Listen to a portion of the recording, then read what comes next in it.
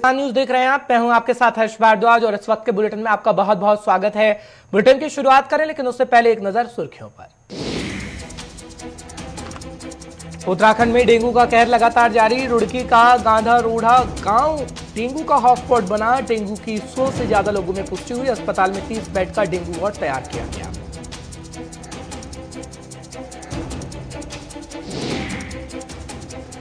देवभूमि में कोरोना की रफ्तार में बेहद कमी। 24 घंटे में सिर्फ 14 नए संक्रमित केस, एक भी मरीज की मौत नहीं हुई। 176 एक्टिव केसों की संख्या बताई।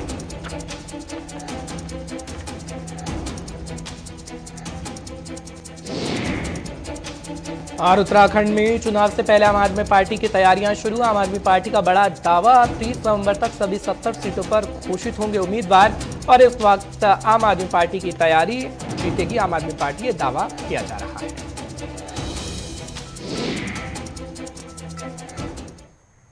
चलिए बुलेटिन की शुरुआत करते हैं। सबसे पहले बात करते हैं उत्तराखंड की। बड़ी जानकारी इस वक्त आ रही है, वो आपको देते हैं उत्तराखंड से, क्योंकि उत्तराखंड के अंदर आज चमोली और पौड़ी का दौरा करेंगे सीएम पुष्कर सिंह धामी। ये जानकारी आपको इस वक्त की बड़ी दे रहे हैं, क्योंकि अतिवृष्टि और प्रभावित लोगों से मुलाकात करेंगे। क्योंकि हम खास तौर पर देख रहे हैं कि इस वक्त परेशानी लोगों को हो रही है, क्योंकि बाढ़ से ग्रसित इस वक्त उत्तराखंड है।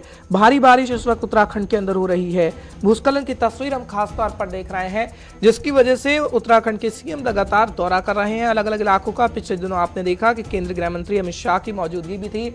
इसके बाद ये कहा गया कि सीएम पुष्कर सिंह धामी लगातार काम कर रहे हैं और लोगों को पूरा भरोसा दे रहे हैं कि मदद सरकार की तरफ से की जा रही है। फिलहाल 11 बजे के करीब अधिकारियों के साथ समीक्षा बैठक भी करेंगे। विकास कार्यों को लेकर भी ये जानकारी उस वक्त आ रही है कि 2:30 बजे विकास कार्यों को लेकर समीक्षा बैठक होगी। इससे पहले का जो समय हमने आपको बताया, उसको लेकर ये समीक्षा की जाएगी। और खास तौर पर अधिकारियों को दिशा निर्देश लगातार दिए जा रहे हैं कि जो ग्रसित इलाके हैं, बाढ़ प्रभावित इलाके हैं, उन पर कहीं ना कहीं ध्यान दिया जाए। धीरेन्द्र प्रताप सिंह इस वक्त हमारे साथ जुड़ रहे हैं, ब्यूरो चीफ है उत्तराखंड से, तो हम जानकारी आप तक पहुंचाएंगे। धीरेन्द्र, बहुत बहुत शुक्रिया इस वक्त बुलेटिन में हमारे साथ जुड़ने के लिए। खासतौर पर सीएम पुष्कर सिंह धामी को हम देख रहे हैं कि किस तरीके से एक्टिव नजर आ रहे हैं, लेकिन इस वक्त जो प्राकृतिक आपदा आई हुई है उससे निपटने के लिए पूरी तैयारी की जा रही है। और दूसरी तरफ ये भी जानकारी मिल रही है कि मीटिंग का सिलसिला चलेगा, विकास कार्यों को लेकर भी बैठकों का दौर जारी रहने वाला है आज पूरे दिन।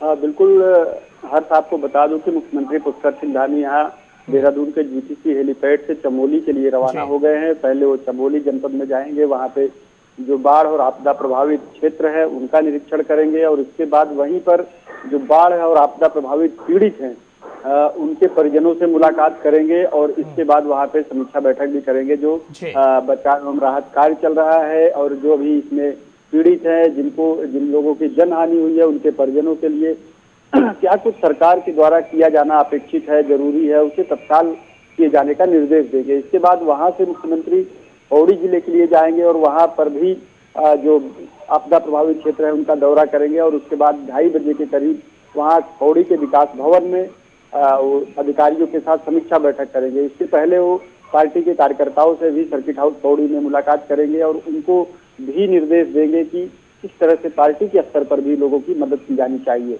तो हर्ष, बता दूं कि मुख्यमंत्री लगातार जिस दिन से आपदा का अलर्ट जारी हुआ था उत्तर प्रदेश में, वो अपने 2 दिन के दौरे पर थे और वहां से तत्काल आए और लगातार प्रभावित क्षेत्रों में जमे हुए हैं। आपने देखा होगा कि किस तरह से वो ट्रैक्टर के माध्यम से हो, पैदल हो या फिर एयर मार्ग द्वारा वो जा करके प्रभावित क्षेत्रों में पहुंच रहे हैं, पीड़ितों के आंसू पहुंच रहे हैं।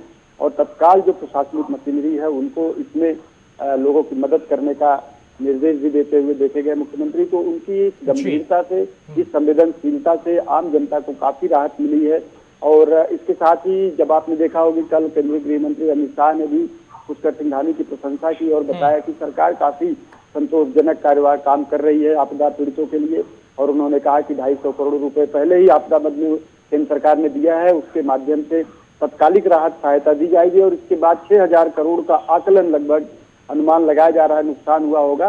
उसमें भारत सरकार की जो एजेंसियां हैं और राज्य सरकार की एजेंसियां मिल करके बहुत जल्द सर्वे करेंगी और उसके बाद भारत सरकार से उसकी क्षतिपूर्ति की मांग भी की जाएगी। ठीक है धीरेन्द्र, लेकिन अभी क्या जानकारी मिल रही है, कितने जो राहत कैंप है वो बनाए गए हैं लगभग, क्योंकि हमने देखा कि किस तरीके से सेना रेस्क्यू कर रही है और उन घरों से लोगों को निकाला जा रहा है जहां पर लोग फंसे हुए हैं। सरकार की तरफ से कितने राहत कैंप अभी बनाए गए हैं जहां पर लोगों को रखा गया है और खासकर उनका ध्यान रखा जा रहा है?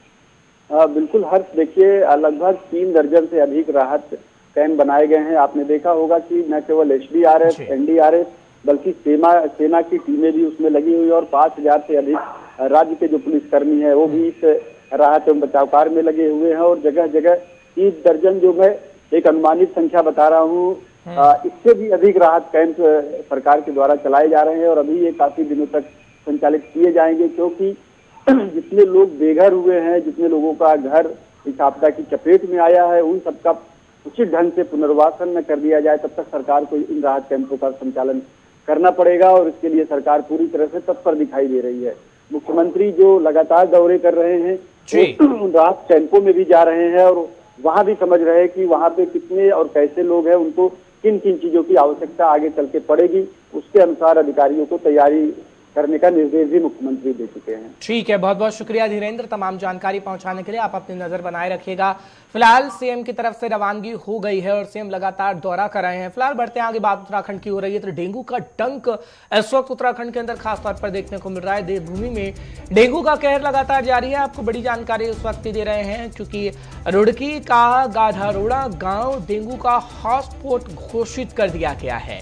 डेंगू के 100 से ज्यादा लोगों की खबर आ रही है कि उनमें पुष्टि हो गई है डेंगू होने की। अस्पताल में 30 बेड का डेंगू वार्ड तैयार कर दिया गया है। यानी उत्तराखंड के अंदर भी डेंगू का कहर देखने को मिल रहा है। दिल्ली और उत्तर प्रदेश का जिक्र तो हम लगातार कर ही रहे थे, लेकिन उत्तराखंड के अंदर उस वक्त डेंगू से ग्रसित है मरीज और सरकार की तरफ से कहा जा रहा है कि पूरी निगरानी की जा रही है। अस्पताल में पूरी स्वास्थ्य सुविधाएं दी जा रही हैं ताकि मरीजों को दिक्कतों का सामना न करना पड़े। लेकिन एक गाँव ऐसा है जिसका जिक्र हम कर रहे हैं और गाँव का नाम गाधारोड़ा गाँव है जो हॉटस्पॉट घोषित हो चुका है और 100 से ज्यादा मरीज अब तक आ चुके हैं। यानी 100 से ज्यादा मरीजों में पुष्टि डेंगू की हो चुकी है। फिलहाल इलाज उन्हें मिल रहा है बेहतर अस्पताल के अंदर, कोई शिकायत अभी नहीं आ रही है।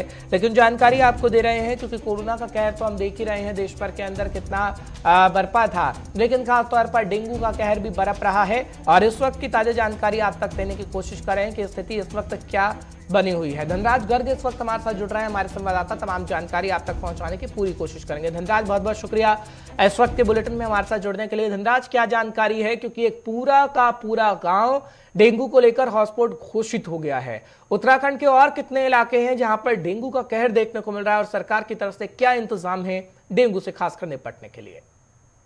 जी हर्ष, बिल्कुल आपको बता दो कि जिस तरीके से अभी कोरोना का कहर थमा भी नहीं था कि डेंगू का कहर एक बार फिर अपना कहर बरसाने लगा है। कि जिस तरीके से आपने देखा कि रुड़की के जो गांव है गाड़ा, पूरा गांव एक डेंगू की चपेट में आ गया है और 100 से भी अधिक लोग वहां पर डेंगू की चपेट में हैं। वहीं उस गांव को अभी सरकार की तरफ से हॉटस्पॉट घोषित कर दिया गया है और साफ तौर पर यही देखने में आ रहा है कि जिस तरीके से लगातार डेंगू के मामले सामने आ रहे हैं, चाहे वो रुड़की हो या देहरादून हो या फिर अन्य जिले हों, सभी जिलों में डेंगू के मामले सामने आ रहे हैं। वही यदि सरकार की बात करें तो सरकार भी लगातार कह रही है कि पूरे इंतजाम डेंगू से निपटने के लिए प्रशासन पहले ही कर चुका है, सरकार पहले ही कर चुकी है। तमाम अस्पतालों में बेडों की संख्या बढ़ा दी गई है। वहीं रुड़की में भी एक 30 बेड का एक डेंगू वार्ड अलग से बनाया गया है। वही यदि राजधानी देहरादून की बात करें तो राजधानी देहरादून में भी जो दून हॉस्पिटल है, जाना माना हॉस्पिटल, सरकारी हॉस्पिटल दून हॉस्पिटल कहलाता है और जहाँ पे दूर दराज से कभी लोग आते हैं, तो कहीं ना कहीं उसमें भी व्यवस्थाएं दुरुस्त कर दी गई है। शासन प्रशासन की तरफ से पूरी निगरानी डेंगू की ओर रखी जा रही है। वहीं यदि नगर निगम की बात करें तो नगर निगम भी लगातार इस पर अपनी नजर बनाए हुए है और तमाम अभियान चलाकर डेंगू की जो लार्वा होता है उसको समाप्त करने की कोशिश नगर निगम कर रहा है और साथ ही जो फॉगिंग का कार्य है वो भी लगातार नगर निगम कर रहा है। ठीक है, लेकिन ये भी सवाल का जवाब दीजिएगा क्योंकि अगर बात करें हम उन ग्रामीण इलाकों की, खास तौर पर जहां पर अस्पताल नहीं है, उन्हें शहरी इलाकों की ओर जाना पड़ता है, तो स्वास्थ्य विभाग की टीमें किस तरीके से काम कर रही हैं? क्या जागरूकता को लेकर उन ग्रामीण इलाकों में जाया जा रहा है? क्या आशा वर्कर को लगाया गया है या अन्य कर्मचारियों को लगाया गया है कि ग्रामीण इलाकों तक जाएं और जागरूकता फैलाने का काम करें? क्योंकि अब डेंगू का कहर सिर्फ एक गाँव तक सीमित नहीं है, पूरे उत्तराखंड के अलग अलग इलाकों में हम देख रहे हैं कि डेंगू का कहर बरप रहा है। तो जागरूकता को लेकर क्या सरकार कर रही है?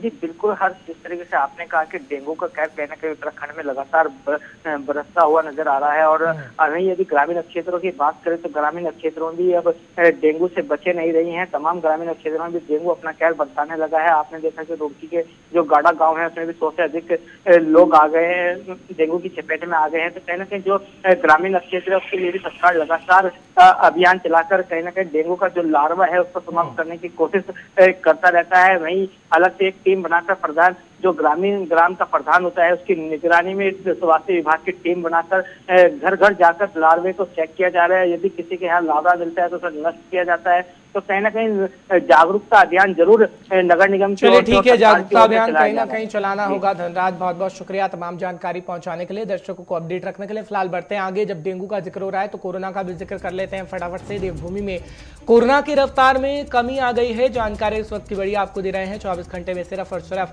14 नए मामले सामने आए हैं उत्तराखंड के अंदर, यानी हालात बेहतर ठीक हो चले हैं। एक भी मरीज की मौत नहीं हुई है, 14 मरीज ठीक होकर घर भी जा चुके हैं। इस वक्त की ताजा जानकारी, सक्रिय मामलों की संख्या 176 है। ये एक्टिव केसों की संख्या हम आपको बता रहे हैं कि 176 पहुंच गई है। हालांकि अगर बात करें तो प्रशासन की तरफ से पूरी निगरानी रखी जा रही है और प्रशासन ये दावा ठोक रहा है कि मरीजों को बेहतर सुविधाएं मिल रही हैं। अगर कोई संक्रमित मरीज आ भी रहा है अस्पताल के अंदर, क्योंकि ऋषिकेश एम्स के अंदर लगातार जाया जा रहा है प्रशासन के उच्च अधिकारियों की तरफ से और स्थितियों का जायजा लिया जा रहा है। हालांकि अगर बात करें, इससे पहले डेंगू का हम जिक्र कर रहे थे, लेकिन कोरोना को लेकर भी हालात बद से बदतर बने हुए तो उत्तराखंड के अंदर, यानी पूरे देश के अंदर भी ऐसे ही हालात बने थे। लेकिन फिलहाल अब हालात सामान्य होते हुए नजर आ रहे हैं। संचित इस वक्त हमारे साथ जुड़ रहे हैं, तमाम जानकारी आप तक पहुंचाने की पूरी कोशिश करेंगे। संचित, बहुत बहुत शुक्रिया इस वक्त हमारे साथ जुड़ने के लिए। संचित, क्या जानकारी आपके पास भी है, क्योंकि कोरोना को लेकर खास तौर पर अब ये देखने को मिल रहा है कि हाँ, धीरे धीरे हालात सामान्य हो रहे हैं। अभी थोड़ी देर पहले हमने प्रधानमंत्री नरेंद्र मोदी का संबोधन सुना, वो कह रहे हैं कि 100 करोड़ टीकाकरण हमने किया, टीका लगा, लेकिन आपको लापरवाही नहीं बरतनी है, सतर्कता बरतनी होगी, चेहरे पर मास्क लगाना होगा क्योंकि त्योहारों का सीजन है। और यही बात उत्तराखंड के सीएम भी कह रहे हैं। क्या जमीनी स्तर पर आप हालात देखते हैं संचित? बिल्कुल, देखिए अगर जमीनी स्तर की बात करें तो आप देखिए कोरोना के जो केसेज है उत्तराखंड के अंदर अगर बात करें तो लगातार घटते हुए नजर आ रहे हैं। और साथ ही साथ अगर वैक्सीनेशन की बात करें तो आप देखिए वैक्सीनेशन का कार्य कितनी तेजी से चल रहा है। अगर उत्तराखंड की बात करें तो वैक्सीनेशन को लेकर के जो कार्य था उसे नवंबर तक पूरे उत्तराखंड को फुली वैक्सीनेट करने का जो लक्ष्य रखा हुआ था, उसी के रूप में आप देखिए कि उत्तराखंड को फर्स्ट डोज वैक्सीनेट पूरा हो चुका है उत्तराखंड का। और अगर सेकेंड डोज वैक्सीनेशन की बात करें तो नवंबर तक जो अनुमान लगाया जा रहा है और जिस रफ्तार से वैक्सीनेशन चल रहा है उससे अनुमान लगाया जा रहा है कि नवंबर के एंड तक पूरा उत्तराखंड फुली वैक्सीनेट हो जाएगा। और आप देखिए कि तमाम तरीके के प्रोटोकॉल, तमाम तरीके की गाइडलाइंस और तमाम तरीके की चीजें इस वक्त धरातल पर भी देखने को मिलती है। जब लोग कोरोना गाइडलाइंस का अगर उल्लंघन करते हैं तो प्रशासन उनके खिलाफ कड़ी कार्रवाई भी करता है। तो आप अंदाजा लगा सकते हैं कि उत्तराखंड के अंदर जो सरकार और प्रशासन है वो कितनी सतर्कता से कोरोना का पालन करा रही है, कोरोना गाइडलाइंस का पालन करा रही है। और जो केसेज है उसकी रफ्तार आपको इस चीज का अंदाजा भी देगी कि किस तरीके से रफ्तार कम हो रही है। तो कहीं ना कहीं सक्रिय उत्तराखंड की जनता और जो लोग हैं वो नजर आते हैं। ठीक है, लेकिन खास तौर पर जब हम देख रहे हैं संचित कि हालात सामान्य हो रहे हैं, पर्यटकों का जिक्र करते हैं तो पर्यटक भी आ रहे हैं, सब कुछ स्थिति ठीक ठाक होती हुई नजर आ रही है, लेकिन क्या सरकार की तरफ से अब जागरूकता जो पहले हम देख रहे थे चलाई जा रही थी, क्या जागरूकता लोगों में खास तौर पर है? क्योंकि अभी भी कुछ तौर पर हम लोगों को देख रहे हैं मार्केट्स में हो या फिर पर्यटक जो आ रहे हैं चेहरे पर मास्क नहीं लगाया जा रहा है। क्या जुर्माने का प्रावधान सरकार की तरफ से रखा गया है कि हाँ, जनता के मन में डर हो और जनता ऐसा ना करे, चेहरे पर मास्क लगाया जाए? क्योंकि मास्क अगर लगाया जाएगा तो कई बीमारियों से बचा जा सकता है। संचित, बिल्कुल, और देखिए जो लोग लापरवाही करते हैं, जो मास्क नहीं पहनते हैं, कोरोना गाइडलाइंस के किसी भी रूप में उल्लंघन करते हैं, उनके ऊपर दंडात्मक कार्रवाई लगातार प्रशासन कर रहा है। और साथ ही साथ आप देखिए बाजारों में इस समय त्योहार का माहौल शुरू हो गया, त्योहार नजदीक है और ये त्योहारी महीना चल रहा है। और आप देखिए जिस तरीके से मार्केट में रौनक, बिल्कुल कहीं ना कहीं लापरवाही नहीं करनी होगी संचित, समझना होगा इन चीजों को, क्योंकि अपने परिवार को अगर खतरे में नहीं डालना है तो हमें सावधानी सतर्कता बरतनी होगी। फिलहाल आप बने रहिएगा हमारे साथ, एक बड़ी खबर आ रही है वो दर्शकों को फटाफट से बता देते हैं। राजनीति से जुड़ी हुई है, देवभूमि में चुनाव से पहले आम आदमी पार्टी की तैयारी शुरू हो गई है। इस वक्त की ताजा जानकारी आपको दे रहे हैं।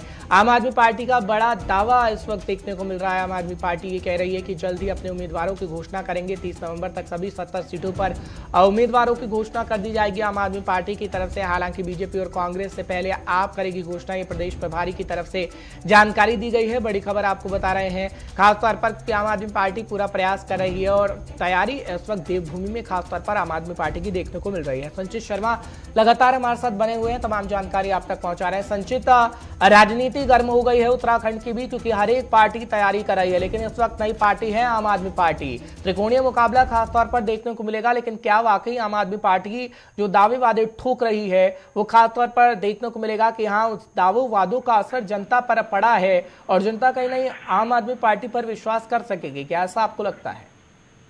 देखिए, आपको बताना चाहूंगा, जिस तरीके से आम आदमी पार्टी की अगर बात करें, आम आदमी पार्टी उत्तराखंड की किसी भी मुद्दे में हो, कोई भी मुद्दा हो, कोई भी कार्यक्रम हो, वहाँ पे अपनी मौजूदगी दर्ज कराना चाहती है, चाहे वो किसी भी तरीके का मुद्दा हो। तमाम तरीके के मुद्दों को लेकर के आम आदमी पार्टी सड़क पर उतरी है। देखिए, जिस तरीके से रोजगार का मुद्दा हो, चाहे वो पलायन का मुद्दा हो, चाहे वो शिक्षा का मुद्दा हो, चाहे वो स्वास्थ्य का मुद्दा हो, चाहे वो कोरोना का मुद्दा हो, तमाम तरीके के बड़े मुद्दे जो आने वाले उत्तराखंड के 22 के विधानसभा चुनाव में उठाए जाएंगे, उनको लेकर के आम आदमी पार्टी प्रमुखता से उनको उठाने का काम कर रही है। और साथ ही साथ जो भारतीय जनता पार्टी जिनकी सरकार इस वक्त उत्तराखंड के अंदर है, उनको घेरने का काम कर रही है। तो कर्नल अजीत कोठियाल कहीं ना कहीं सक्रिय उत्तराखंड के अंदर नजर आते हैं। लेकिन अगर बात की जाए कि जनता के मूड की, तो फिलहाल आम आदमी पार्टी के जो कैंडिडेट है, अगर उनकी बात करें, जो दावेदारी कर रहे हैं कि आम आदमी पार्टी से विधानसभाओं के चुनाव लड़ेंगे, उनकी बात करें तो कहीं ना कहीं जनता अभी भी उनके ऊपर भरोसा जताने के लिए तैयार नहीं है। लेकिन जिस तरीके से अगर योजनाओं की बात करें, दिल्ली मॉडल की बात करें,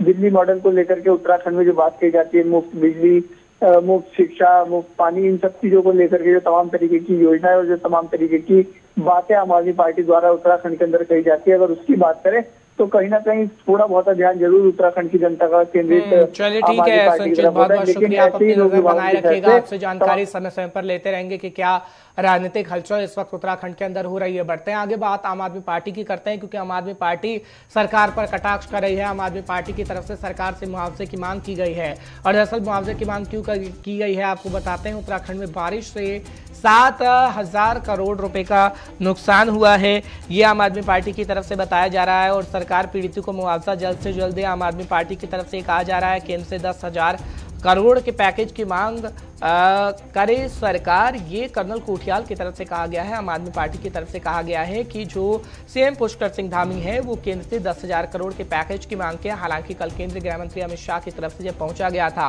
तब वो बता रहे थे कि पहले ही ये राशि दी जा चुकी है और हम लगातार उत्तराखंड के लोगों के लिए काम कर रहे हैं, ये अमित शाह की तरफ से बताया जा रहा था। लेकिन आम आदमी पार्टी कटाक्ष कर रही है और सीधे सीधे आम आदमी पार्टी ये बताने की कोशिश कर रही है कि जनता के साथ है, जनता का साथ देंगे और जनता हम पर विश्वास करे। इसलिए राजनीति बखूबी उत्तराखंड के अंदर देखने को मिल रही है, क्योंकि 2022 का चुनाव बेहद नजदीक है और उससे पहले खासतौर पर हम हलचल देख रहे हैं। बात चाहे उत्तराखंड की करें, उत्तर प्रदेश की करें, पंजाब, गोवा या मणिपुर, क्योंकि 5 राज्य यही है जहां पर चुनाव होंगे 2022 के अंदर। समय बेहद नजदीक है और हर एक पार्टी अपनी तैयारी कर रही है। उसी कड़ी में हम आम आदमी पार्टी को भी देख रहे हैं कि आम आदमी पार्टी पूरी तैयारी लगभग कर चुकी है और ये भी आम आदमी पार्टी की तरफ से दावा ठोका जा रहा है कि आगे आने वाले समय में आम आदमी पार्टी की सरकार बनेगी। फिलहाल आपको बता रहे हैं कि सरकार पीड़ितों को मुआवजा जल्द से जल्द दे, आम आदमी पार्टी की तरफ से कहा गया। और आम आदमी पार्टी की तरफ से ये भी दरअसल बताया गया है कि 7,000 करोड़ रुपए का से ज्यादा नुकसान हो चुका है और केंद्र से 10,000 करोड़ के पैकेज की मांग सरकार की तरफ से की जाए। कर्नल कोठियाल की तरफ से बयान आया है।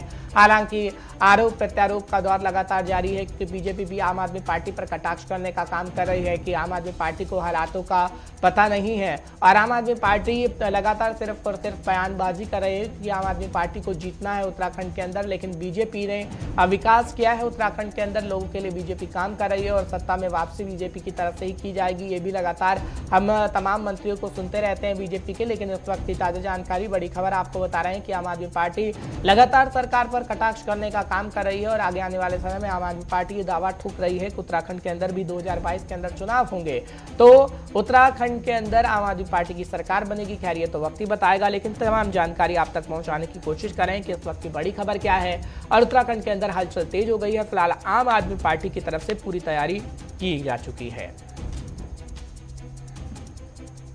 चलिए बढ़ते हैं आगे, बात अब कांग्रेस की भी करते हैं, क्योंकि कांग्रेस भी उत्तराखंड के अंदर पूरी तैयारी कर रही है। एक बड़ी जानकारी उस वक्त की आ रही है, वो आपको बताते हैं। दरअसल कांग्रेस की तरफ से भी ऐलान किए जा रहे हैं और उत्तर प्रदेश से लेकर उत्तराखंड तक चुनावी हलचल तेज हो गई है।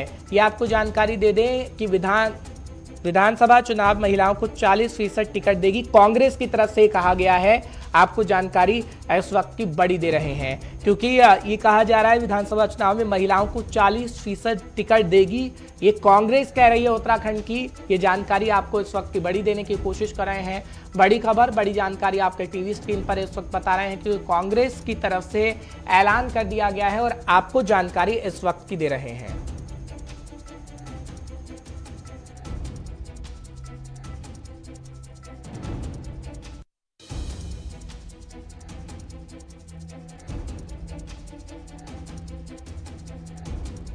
जानकारी इस वक्त की बड़ी दे रहे हैं तो विशाखा चौधरी इस वक्त हमारे साथ जुड़ रही हैं, हमारी संवाददाता हैं फोन लाइन पर। तमाम जानकारी आप तक पहुंचाने की कोशिश करेंगे। विशाखा, बहुत बहुत शुक्रिया इस वक्त हमारे साथ जुड़ने के लिए। विशाखा, उत्तर प्रदेश से लेकर उत्तराखंड, क्योंकि उत्तर प्रदेश के अंदर हमने प्रेस कॉन्फ्रेंस प्रियंका गांधी की देखी थी, जब वो महिलाओं को लेकर ये कह रही थी कि लड़की हैं लड़ सकती हैं, और खासतौर पर ये नारा भी दिया गया है। तो क्या उत्तराखंड के अंदर भी ये नारा दिया जाएगा, क्योंकि हरीश रावत भी हम देख रहे हैं एक्टिव मोड में नजर आ रहे हैं। हरीश रावत उत्तराखंड की कमान लेने वाले हैं, ये भी सूत्रों के हवाले से खबर मिल रही है। लेकिन क्या हम देख रहे हैं जो उत्तर प्रदेश के अंदर खासतौर पर कहा जा रहा है महिला को साधने की कोशिश की जा रही है, आदि आबादी को साधने की कोशिश की जा रही है, उसी तरीके से उत्तराखंड के अंदर भी होगा।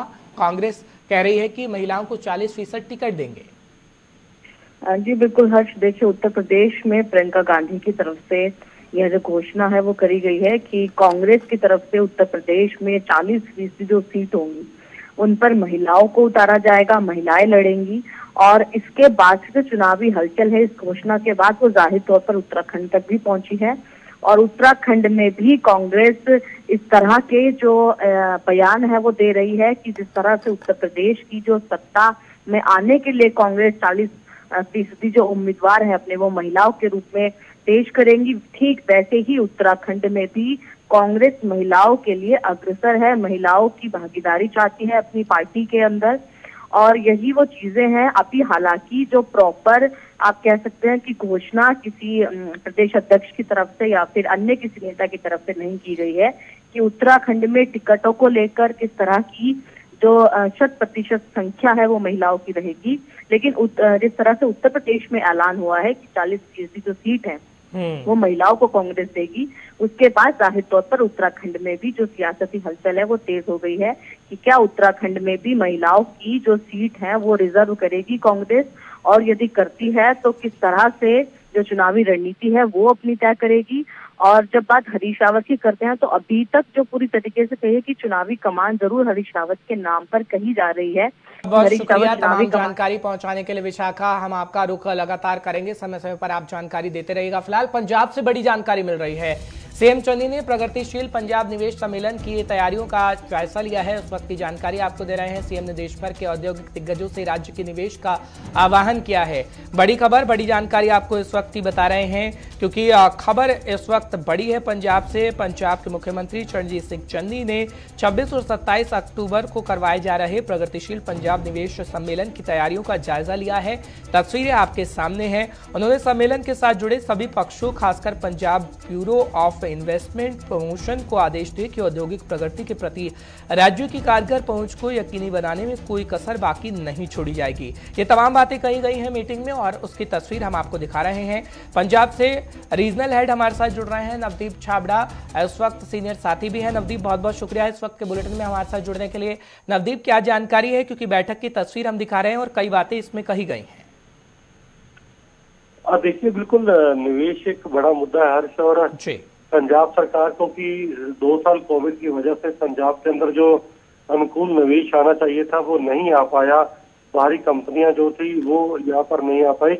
लेकिन अब सरकार का मानना है क्योंकि वैक्सीनेशन हो पा रहा है और अब कोविड के हालात उस तरह मजबूत नहीं है, इस वजह से अब जो पंजाब समिट 2021 आयोजन किया जा रहा है उसमें सबसे बड़ा वादा यही है कि जितने भी लोग पंजाब के अंदर आना चाहते हैं, निवेश करना चाहते हैं, उनके लिए एक अनुकूल माहौल बनाने की, अनुकूल माहौल तैयार करने की बात कही जा रही है। और ये तमाम तैयारियां क्योंकि 26 और 27 तारीख 2 दिन पंजाब के अंदर इन्वेस्ट पंजाब लगातार जारी रहेगा और उसमें न केवल पंजाब बल्कि जो बाहरी विदेशों के अंदर जो उद्योगपति हैं उनको भी न्योता दिया गया है कि आप पंजाब के अंदर आइए, इन्वेस्टमेंट करिए एफडीआई के जरिए, और आपको जो मदद चाहिए पंजाब सरकार की तरफ से वो मुहैया कराई जाएगी। उसकी तैयारियों का जायजा लिया और सरकार को उम्मीद है कि पहले भी पंजाब के अंदर एफडीआई जो है वो बढ़ा है और आने वाले दिनों के अंदर एफडीआई के अंदर और ज्यादा मजबूती होगी और ज्यादा बढ़ोतरी होगी। ये सरकार को पूरी उम्मीद भी है इस चीज के लिए। ठीक है नवदीप, बहुत बहुत शुक्रिया तमाम जानकारी पहुंचाने के लिए, दर्शकों को अपडेट रखने के लिए। फिलहाल पंजाब से रीजनल हेड हमारे जानकारी पहुंचा रहे थे, लेकिन एक और बड़ी जानकारी आपको पंजाब से ही देते हैं, क्योंकि पंजाब के सीएम लगातार बैठक कर रहे हैं और बड़े ऐलान किए जा रहे हैं। अब दरअसल ये कहा गया है कि खास तौर पर अब पानी सीवरेज के बकाया बिल नहीं देने होंगे पंजाब के लोगों को। ये खबर इस वक्त की बड़ी है। अब हर महीने आपको सिर्फ 50 रुपए देने होंगे अगर आप पंजाब के अंदर रहते हैं। लोकल बॉडीज विभाग ने नोटिफिकेशन को भी जारी कर दिया है। कैबिनेट की बैठक में ये बड़ा फैसला लिया गया था। जानकारी इस वक्त की बड़ी आपको दे रहे हैं, नोटिफिकेशन जारी कर दिया गया है और पंजाब की जनता के लिए चन्नी सरकार का ये बड़ा फैसला हुआ है।